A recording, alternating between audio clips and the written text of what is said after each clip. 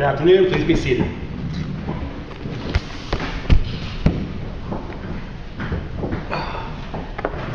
Welcome to the First Court of Appeals. We have one case on the docket this afternoon. It is a 01-22-00313 Team Industrial Services v. Kelly Most, individually and as personal representative of the estate of Jesse Henson. Starting with Appellant, will counsel please make their announcements? Thank you, Your Honor. Russell Hollenbeck on behalf of Team Industrial Services Incorporated, also joined by my co-counsel, Mr. Robert DeVos. Welcome. Good afternoon. Andrew Gould for Kelly Most with me, also for Kelly Most, and Daryl Moore. Very good. Each side today for argument will have 20 minutes. I know your notice has said 15. We're going to give you 20. For argument today, does Appellant wish to reserve any time for rebuttal? Yes, Your Honor. Thank you. We'd like to reserve 5 minutes, please. Appellee. Very good. Before we begin, let me state that we don't need a recitation of the facts. As you all know, you're all experienced. We've read the briefs and the record, and we're familiar with the factual background of this case. Helpful to us if you can dive right into the legal issues. With that said, we would like if both sides could start off their argument today with the forum non-convenes and choice of law issues. We're now ready to proceed and hear from Appellant.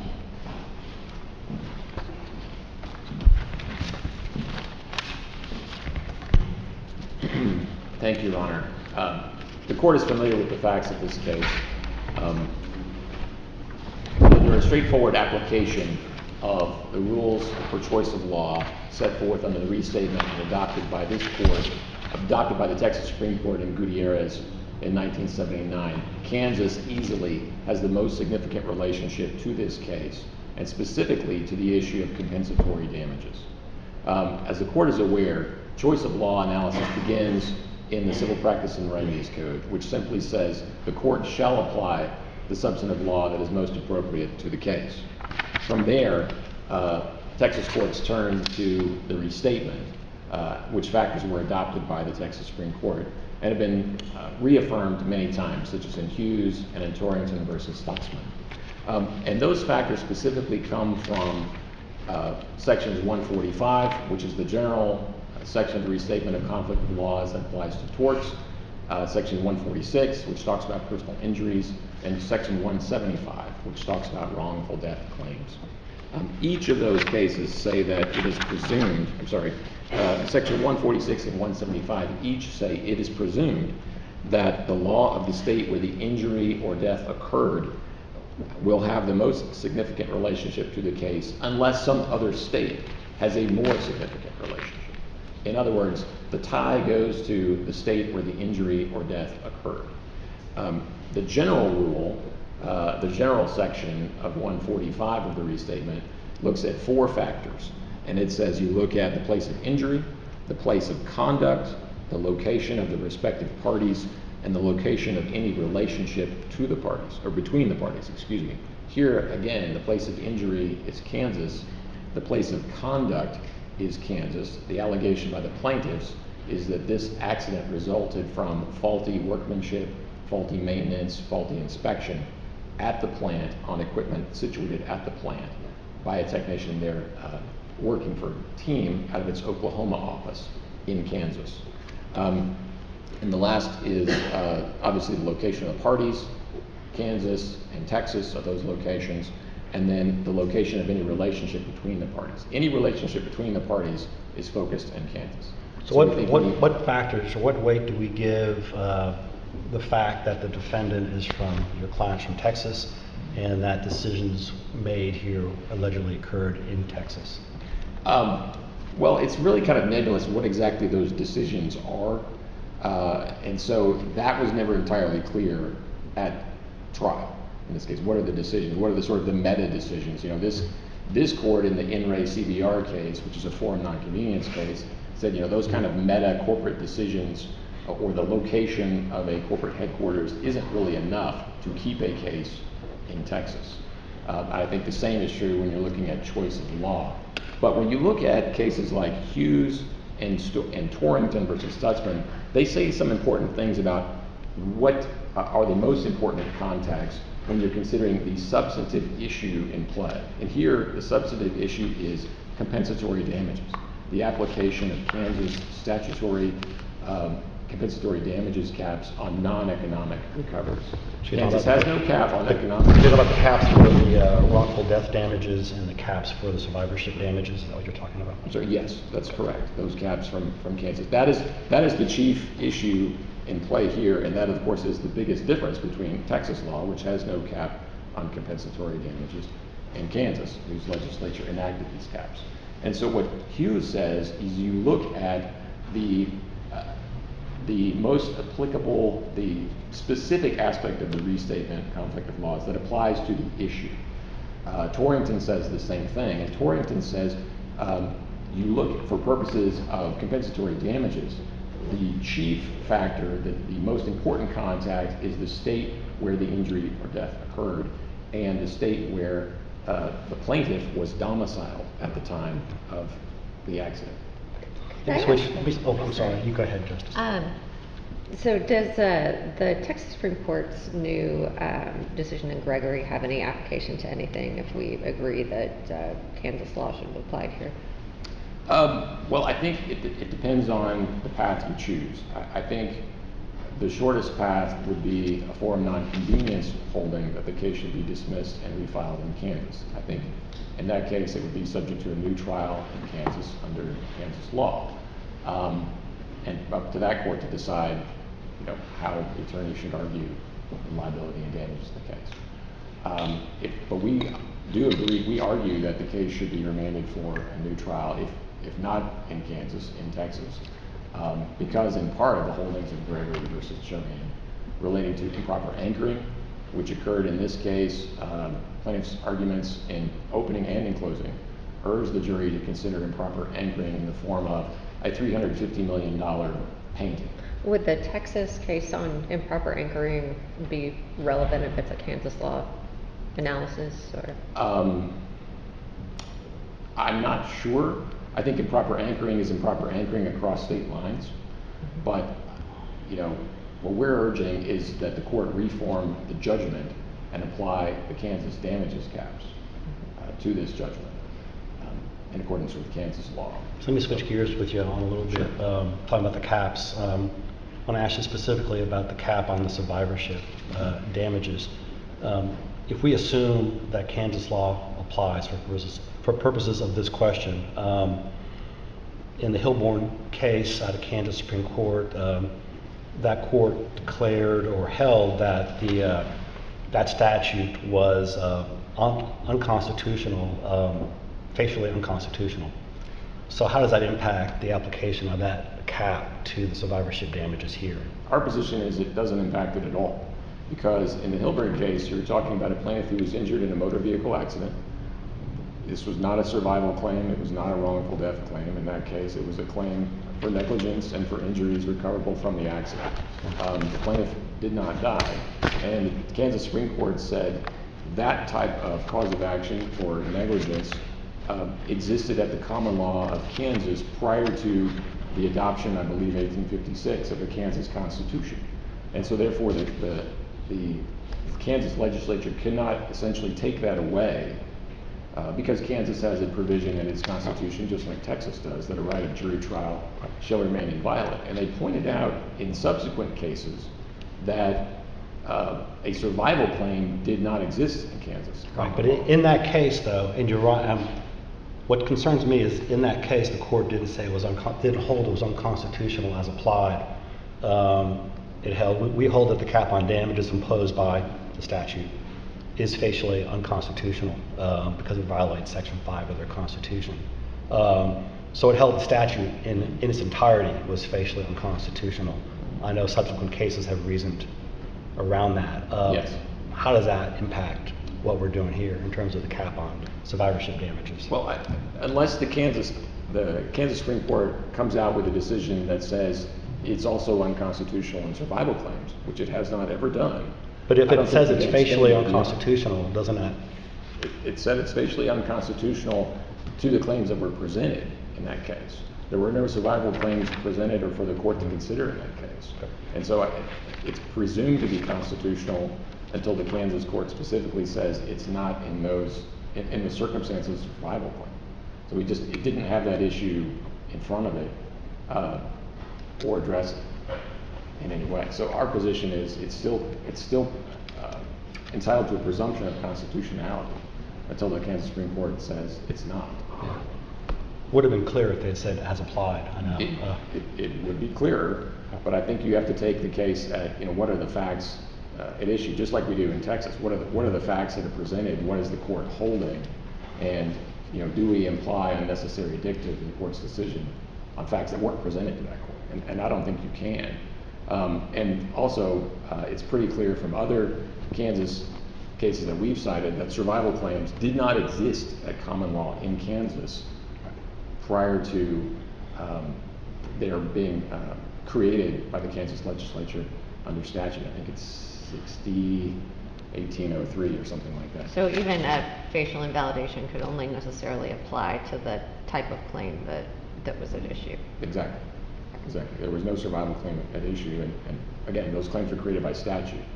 But I think when you look at talking a little bit about why Kansas law should apply, I think it was helpful also to look at the comments in the Restatement Conflict of Law, Section 146, Comment E, says that in a majority of instances, the actor's conduct and the personal injury will occur in the same state. In such instances, the local law of that state will be applied to determine most issues involving the tort.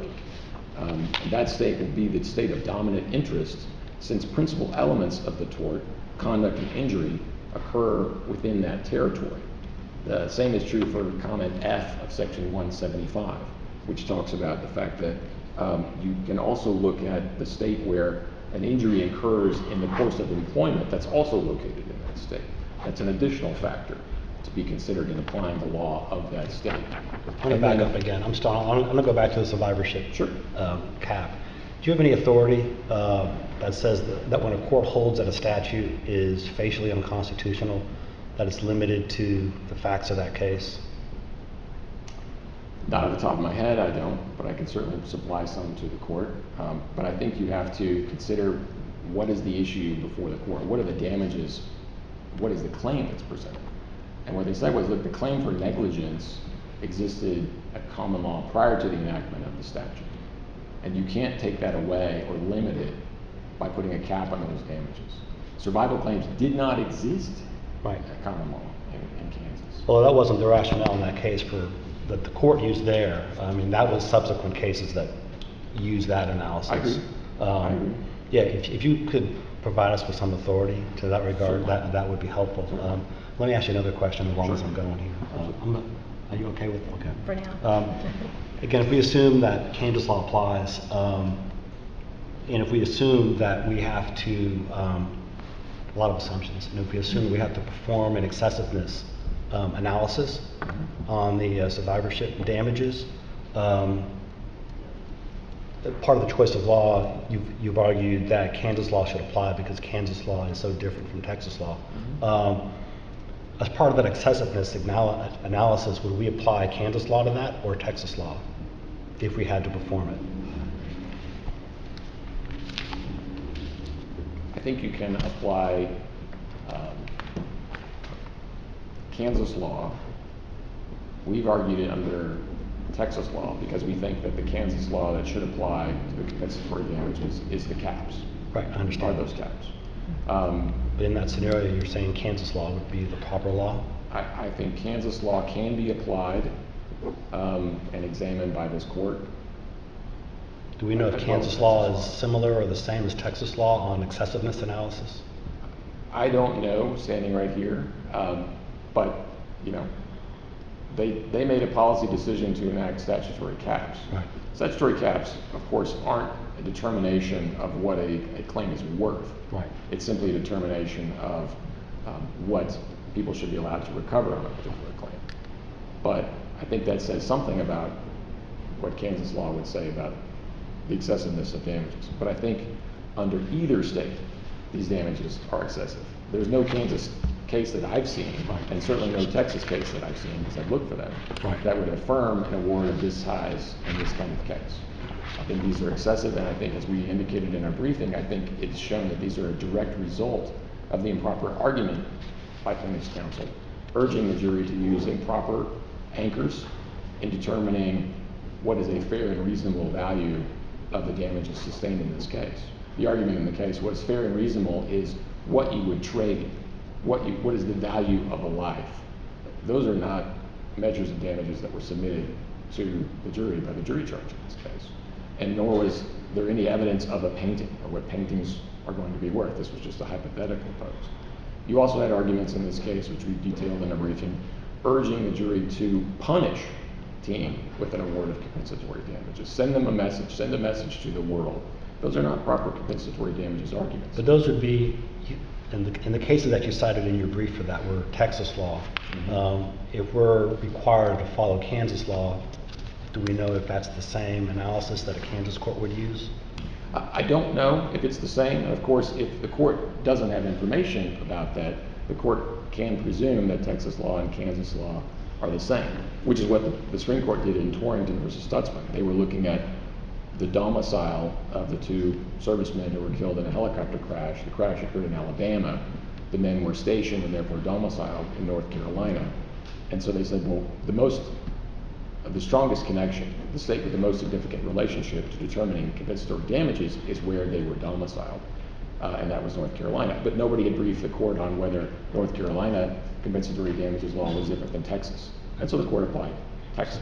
So I think you can apply Texas, since I'm standing here at this moment, I'm not able to tell you the difference between Kansas and Texas law. Okay, let me ask you one more question, Sure. even though your time's expired. If we make that presumption and based on all these assumptions that I've made, and make a determination that those damages, survivorship damages, are excessive, would that result in a remand of all issues? I think you could remand part of the issues. I think you could remand the survival claims, but I think you should apply the Kansas statutory caps to the wrongful death claims. If we just remanded part, would that conflict with Trap 44.1?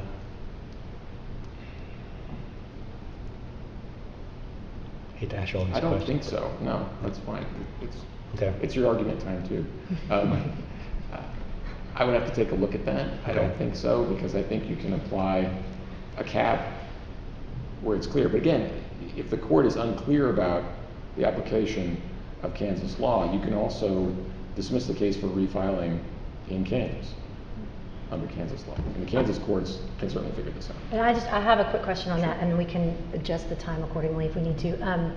This is a much more basic question, but as you know, the record is voluminous. We've spent a lot of time in it, but specifically on the form nonconvenience question, after the mandamus here, I know there were a couple, but well, my first question is, it appears was Team a party to the mandamus with the Emerson defendants, or was it just sort of a proven joint authority situation? Team was not a relator in the mandamus, Okay. but Team filed what was designated a response to the mandamus petition, saying that it joined in the arguments about form nonconvenience that Emerson was making to this court. Okay, that's kind of what I thought, but it got a little I do murky have more in to say there. about that, but I can say more about on Well, and the next part of my question is there anywhere in the record where Team re-urged Yes. form nonconvenience Yes. after the mandamus was decided? Yes, post-trial motions, I can't recall if it was our motion for new trial or our motion for JNOV, but we did Okay, I think I re-urge saw it in the motion for new trial, but okay. the form nonconvenience issue. And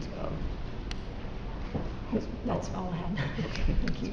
Did you have any further questions? No. okay. Okay, well, thank you very much for your argument. We're now ready to hear from counsel for Appellee, and if we could adjust the time so we give the same amount of time for counsel for Appellee, please.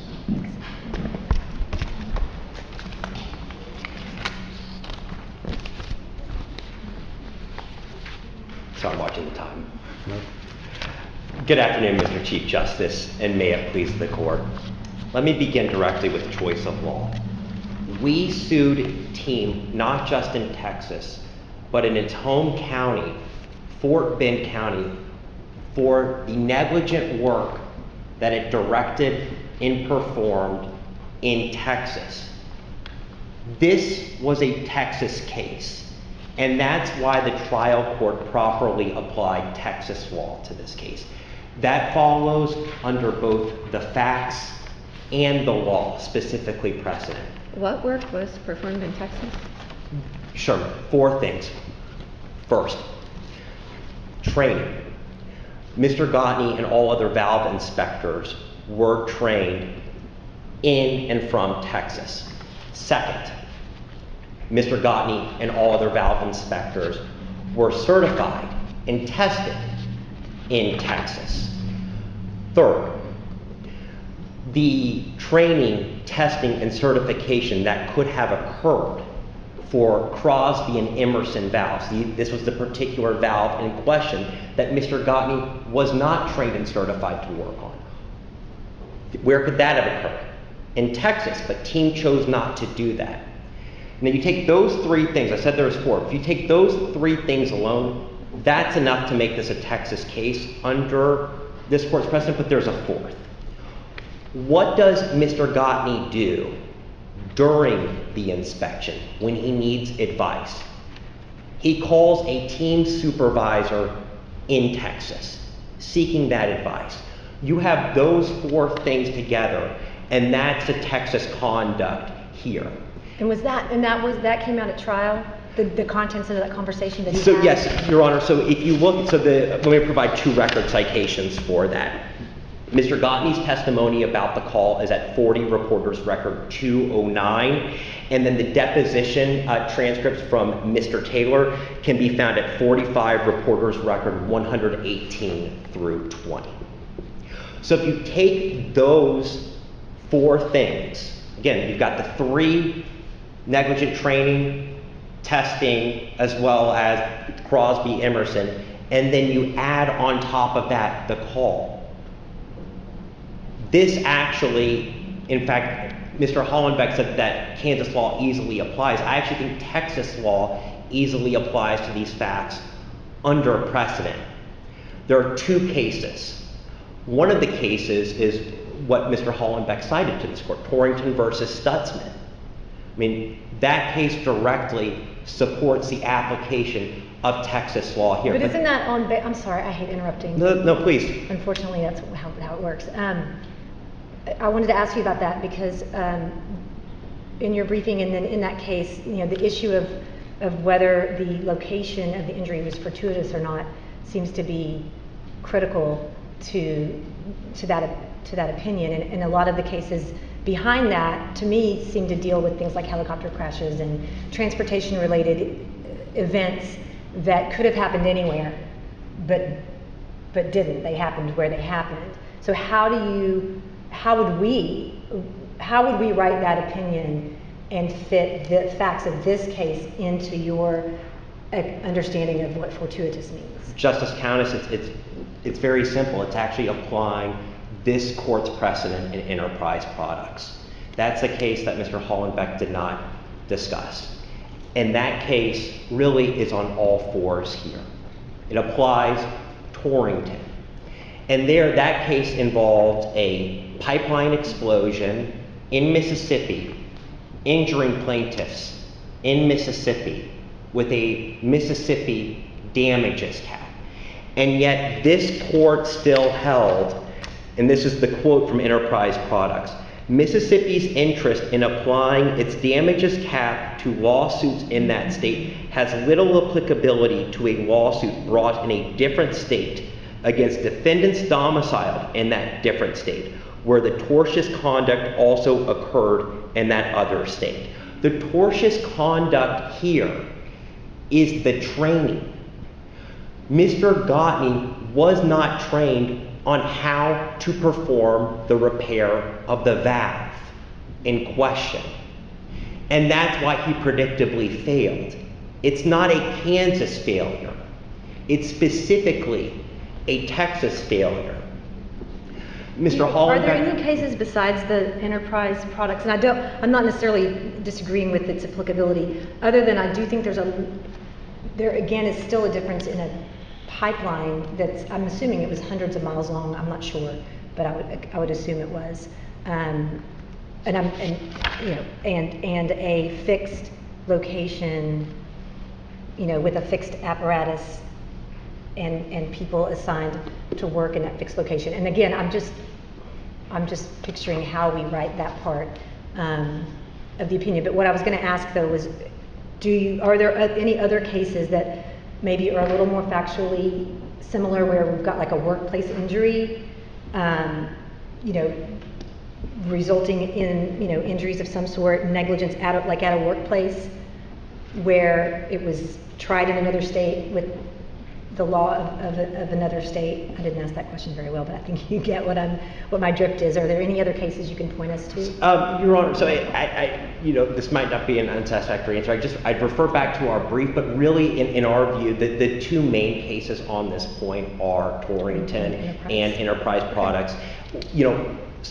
Some of the arguments that Team has made here are actually, you can pull the briefs in Enterprise Products, and you can see that many of the arguments that Team is making here, in fact, the word I heard meta decisions came up today. That's actually a quote in the reply brief of Enterprise Products, where they're actually arguing that, how could you possibly imagine that this is a Texas case? This is a Mississippi pipeline explosion. Everything happened in Mississippi, and yet this court still rejected it. Justice Thomas, I think going back to the facts of Enterprise Products, there again, it's true that it was an interstate pipeline, but where did the tortious conduct occur when this court was weighing the factors? What did it find? It found that it all occurred back in Houston, where the pipeline was being maintained and operated. And that's analogous to what we're arguing here. Everything here comes back to Texas. Had they trained Mr. Gottney properly, had they certified him properly, had they given him the training on Crosby or Emerson valves, this does not happen. There's even evidence in the record that they trained their technicians that it was okay to place defective or non-conforming valves back into service. You can find this at 48 Reporters Record 136, 40 Reporters Record 265, 37 Reporters Record 87, and 38 Reporters Record 154. Team's view of this case is a Kansas-centric case, that this is a failure that occurred in Kansas. But that was not the case we tried. And in fact, our theory, and you can see this in closing arguments, as we said, this is about the negligent training that Mr. Gottney received. And again, But how does that analysis fit in with the restatement factors? Sure. So I think in two ways, Your Honor. Again, I think, and not to be a broken record, Enterprise Products and Torrington weighs those factors. But I think the main factor, right, when you're looking at the Section 145 factors, so you've got the first is place where the injury occurs. Now I think what Team wants is they say, well, this wins out over everything. I think I heard that them say that the tie goes to the place of injury. I don't know of a case that holds that. But again, even the restatement understands that that can give way for when other factors are at play. And what you see in the cases, or at least what I've seen in the cases, is you get to the second factor. Where is the place where the conduct causing injury occurred? And that's our argument here. The place where the conduct causing injury occurred is in Texas. And in Team's reply brief, Team says that the facts are undisputed. And respectfully, I just have to disagree because... And that would be a disputed fact. I mean, it would be eye of the beholder. Excuse me? That second factor would probably be eye of the beholder. In some respects, but if that's the case, Mr. Chief Justice, then we win. Because under the choice, if there are disputed facts under Hughes Wood Products and Sonat Exploration, if they're factual determinations, you defer to the trial court's factual findings. And so if there are disputed facts here, which again, I I think there actually are in reading their briefing. I think we disagree on a lot of things. Then in that case, if we're going to talk about the tie goes to the trial court's decision. And the decision here is well supported. And again, we have a full trial record that lays out these contacts. And again, it's bolstered by even, again, the parties' competing arguments at closing arguments, where team said, well, this is because Westar negligently maintained a valve. And this is because that Westar was negligent in how it trained its employees, like Mr. Henson, how to react to a valve release. But that was their theory. And again, what we argued and what the jury accepted was that this was focused on the training and again, and this testing and the certification. And that all comes back to Texas. Okay, let me shift your gears a little bit. Want to ask No, first? it's I okay. interrupted you. No, it's okay. I changed my mind, so. I'm going to shift your gears a little bit. So let's make an assumption, the same assumption that I asked Appellant's counsel. We'll assume that Kansas law applies. What's your best argument that the wrongful death cap doesn't apply here? So I think it goes back to, so in our view, this court would have to explore whether there's a conflict of law between Kansas law and Texas law. This is an assumption. So, Right. I'm sorry? This is an assumption. So based on the assumption that Kansas law does apply, what would be the best argument that the cap for wrongful death damages does not apply here? Well, then in that case, we would be arguing that the cap is unconstitutional, in which case then there is no conflict of law Is there whatsoever. any Kansas case that holds it to be So unconstitutional? not at the Court of Appeals level, Your Honor. The only cases that we could find, and this is cited in our brief, there are 2 trial court opinions. We couldn't, there are no Court of Appeals opinions one way or the other just on this issue, but that's actually another reason for this court to apply Texas law, because to go back to the restatement factors, and this is under Section 6, it's the ease and determination of of which state's law to apply. Well, if we're getting into Kansas law, that invites this court to get into swirling questions about the constitutionality of the Kansas damages cap. This court doesn't need to do that. It looks like the Supreme Court, though, in Kansas held it and then reaffirmed its holding several times. And so, with respect to the wrongful death cap, I know trial courts may have gone different directions, but that's at their peril. Your Honor, I'm not aware of the Kansas Supreme Court ever ruling directly on the wrongful death cap. That, in my understanding, is that that's an open issue in the Kansas courts, which again, in our view, is an additional reason why Texas law should apply.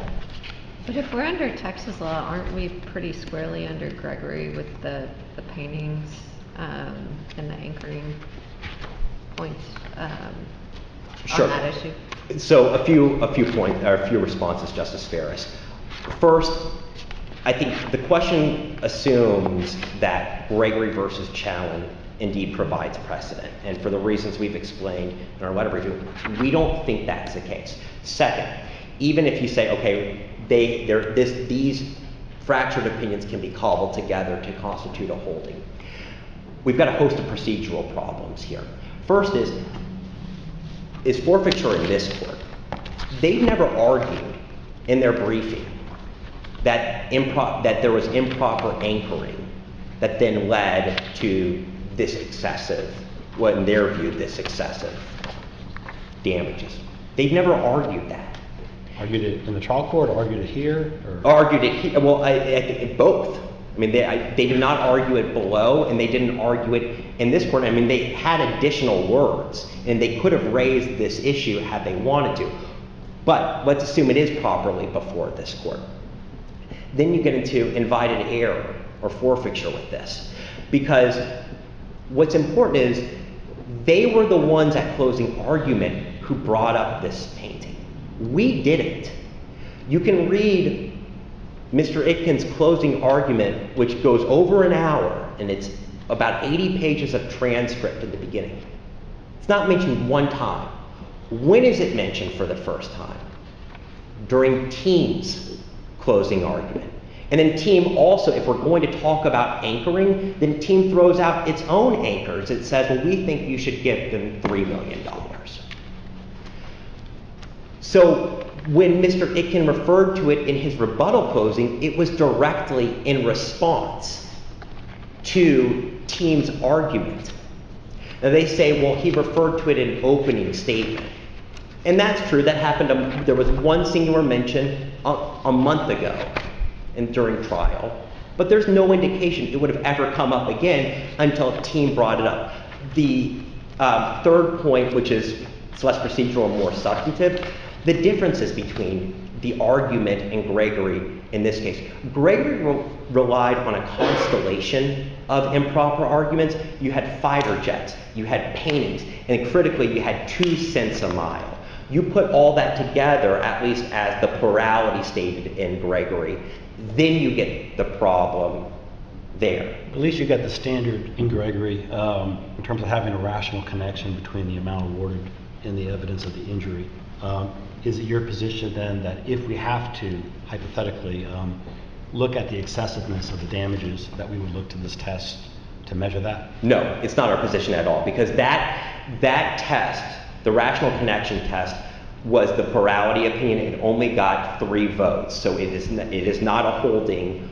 It's not precedent of the Texas Supreme Court. In fact, you had Justices Devine and Boyd, although they concurred in the judgment, they basically dissented on that point. And Justice Bland wrote a separate opinion that just said, we don't need to decide what the standard is right now. So what is the standard that governs with respect to excessiveness? You can look to this court's opinions in Primoris Energy or 4J's. You can even look to Anderson versus Durant in terms of this. And what all of these cases say is that when it comes to non-economic damages, these are the hardest to quantify. And that's why we give latitude to the jury to decide. I want to make sure one thing is clear, because in the Team's reply brief, they say, well, Kelly's just telling you to assume that it was okay.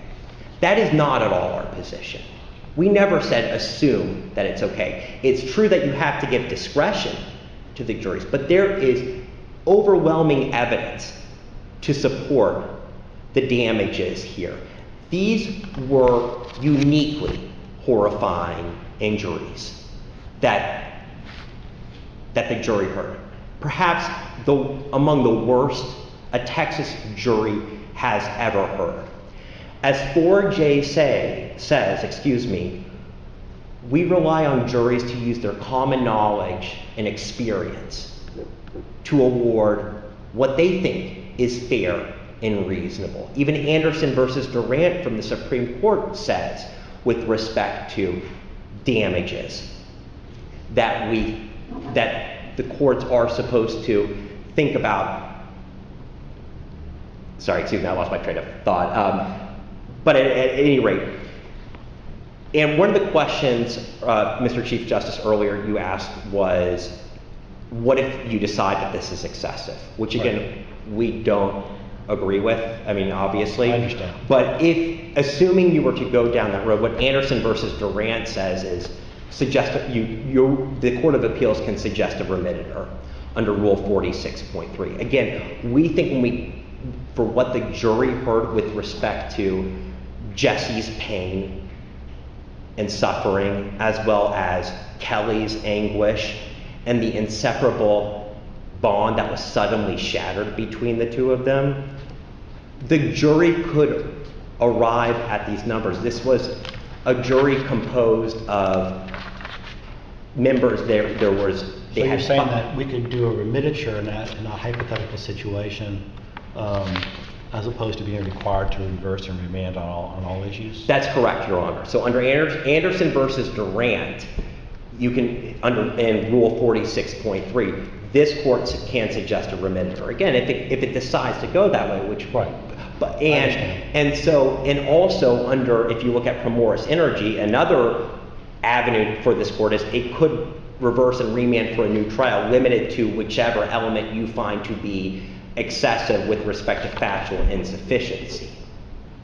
So it doesn't have to go back for a new trial on everything. In fact, it would be improper to go back to Gregory as an example. Even Gregory, the reason they remanded for a new trial in Gregory had nothing to do with the with the closing argument. It had to do with the fact that there was a responsible third party that was improperly denied in that case, and that was the reason. In fact, I think even the plurality has a footnote that says ordinarily we would remand for the Court of Appeals to suggest a remitter. So if that were where the court was going, and again we disagree that it needs to go there, that would be the proper path. On forum non-convenes, because you started with this, and I was going to ask you a question about it, so go ahead. Sure. Teams forum non-request, it's literally unprecedented. Team cites no Texas appellate case that has ever reversed a trial court's forum non-decision after a full trial has occurred, and that makes sense because the policies underlying the forum non-doctrine, convenience, the interest of justice, those fall away once we've had a full trial on the merits. And again, it's not just that we're post-trial here. You know, as was discussed earlier, there's also been a mandamus action in this court that team joined. That doesn't bind us. So. Well, respectfully, or does it? So we think that it does. We think that it does bind this court under law of the case because the court did decide it was an abuse of discretion. But again, even if it didn't bind this court and you're looking at it anew right now, it's even less of an abuse of discretion now because one of the statutory factors that must be considered, B6, is will this result in the wasteful duplication of litigation? We're going to have a whole new trial after years of litigation. Justice Countess, you asked Mr. Hollenbeck about whether they had renewed their forum non, and I agree with Mr. Hollenbeck. They renewed it at the post-trial level, but they never renewed it before trial. They never came to trial and said, this is actually, we should not go forward with this trial right now. It's going to be unfair. All these witnesses are coming by deposition. In fact, the exact opposite. There was a mandamus proceeding to this court where we wanted to subpoena one of their witnesses. And their response to it was, well, we have his deposition testimony and we can play that. But what about, I do think there's a little bit of difference in what the trial looked like versus what the trial looked like at trial versus what the case looked like at the moment that the mandamus panel made their decision. Then you get to trial and it looks like maybe none of the witnesses, or certainly nobody live who was necessarily, I guess, meaningful for the case was connected or was from Texas. I'm not getting it right, but I just know that that's one thing I'm just sort of, bouncing around is what seems to be a pretty big difference in that case when it actually did go to trial. We had, and I see my time has expired, okay, but if I may answer. We'll let you answer the question. Thank you. So there were 7 witnesses in person and there were 9 by deposition, and including the one, Mr. Camarese, at team's insistence. Rule 199 allows depositions to be played at trial. It's what occurs, throughout Texas courts every day. And I'd actually go back to Pirelli Tire, which is one of the main cases that team cites in its opening brief. And one of the things that Pirelli Tire says about the forum non-determination, again, beyond these policies, is this is meant to apply when there's personal jurisdiction, right? We've got minimum contacts, but there's really no connection otherwise with Texas. That's absolutely not this case. Again, to get back to the beginning, this was a case that we brought against a Fort Bend County for actions that occurred here in Texas, but for their negligent training, certification, and testing. This does not occur. Thank you very much. Do you have any further questions? Any further questions? Thank you, Your Honor. We're ready for appellant's rebuttal. And if we could give appellant's counsel the extra time that we had, just even it up here. Thank you. And because I didn't say it at the beginning, may it please the court, Mr. Chief I didn't give Justice. you a chance, so. We jumped right in, Yeah. which is fine. We did. Again, a couple things. We agree with you that the prior mandamus ruling does not bind this court And I did a little research before today and found some better sites for you on that. I think you can look at Chambers versus O'Quinn at 242 Southwest 3rd 30, where the Texas Supreme Court says the writ of mandamus is a discretionary writ. Its denial without comment on the merits cannot deprive another appellate court from considering the matter on a subsequent appeal. Similar holding in Re AIU Insurance Company at 148 Southwest 109. And then it was a 14th court opinion authored by Justice Brett Busby that discussed a prior mandamus opinion that had the exact same words as this court's prior mandamus opinion in this case, which were, on this record, relator has not established an abuse of discretion. And Justice Busby wrote, this conclusion is not a comment on the merits of a party's petition because it does not explain the reasons for denying mandamus relief. So it's not law of the case. And there's no obligation to renew a forum nonconvenience motion that has already been presented, already been denied, and already been refused mandamus relief. But we raised it again post-trial. Is it true that we would be the first court to reverse a post-trial, in a post-trial scenario on forum non? Probably. I couldn't find another case. I believe there's a Fifth Circuit case that's a little bit different. We cite that in our briefing, but I think you would be the first Texas Intermediate Appellate Court case to do so. Can I ask one follow-up? Like, if we Yeah. were to, just very hypothetically, if we were to find that Kansas law applied, I mean, it seems like a different situation where the question is whether to send a Kansas law case to a Kansas court versus, retry a case under Kansas law. Like, does that have any play in how the forum non shakes out? Or? I think it does. I mean, you can look at In Re CVR, which is an opinion from this court addressing forum nonconvenience, and one of the issues is, or a couple of the issues are, is there going to be an application of the foreign states law, which there absolutely should be, and which court is better positioned to do that? And we would say Kansas courts are better positioned to do that, although we believe that damages caps are crystal clear, they're not complicated. Also in that case, this court said that a non-resident's choice of forum is given far less deference in the forum nonconvenience analysis. And the forum nonconvenience analysis is interesting. It's reviewed for abuse of discretion, which this court and other courts have defined as ruling in the absence of guiding principles. And it says that trial courts shall consider the factors listed in the statute. This trial court didn't consider any of those factors. He said, I'm keeping the case here and I'm applying Texas law to all issues, except one, which turned out to be a common law marriage issue, unrelated, because of Team's business headquarters here. So it's a clear abuse of discretion because he didn't apply any guiding principles at all, didn't follow any of the factors. And forum non is not something where either party has the burden. The court looks at all the factors and evaluates it. So I don't think there's any deference you should give to the trial court's decision. And similar to choice of law, I thought I heard my friend on the other side say, the tie goes to the trial court on choice of law. Absolutely not. It's a legal question. It's a de novo standard, is that correct? It's a de novo legal question. And I think the tie goes to Kansas, unless they overcome the presumption that Kansas has the most significant relationship to this case, and specifically to the damages issue. So is that a new trial or a reform judgment at the reform Kansas judgment law? to apply the Kansas damages caps to the wrongful death claim and the survival. But if we hypothetically don't think that the cap applies to survivorship damages, then what would we do? I think then you have to evaluate the rest of the case for a couple of issues. One is forum non. Should that claim be sent back to Kansas for retrial?